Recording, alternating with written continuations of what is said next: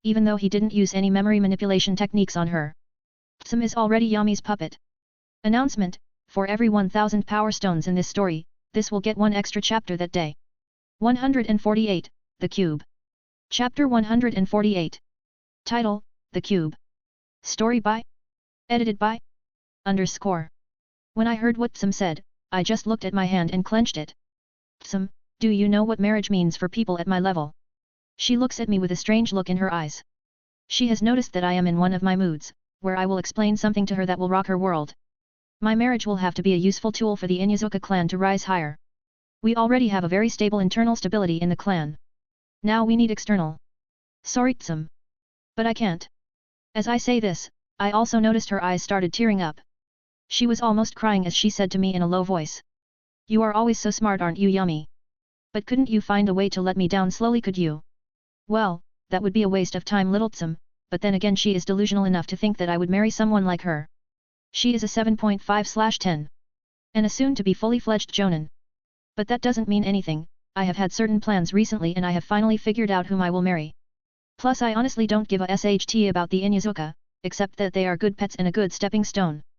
Still, even though I am thinking that what I say to her is a different thing. Manipulation is a subtle art, it needs care and attention.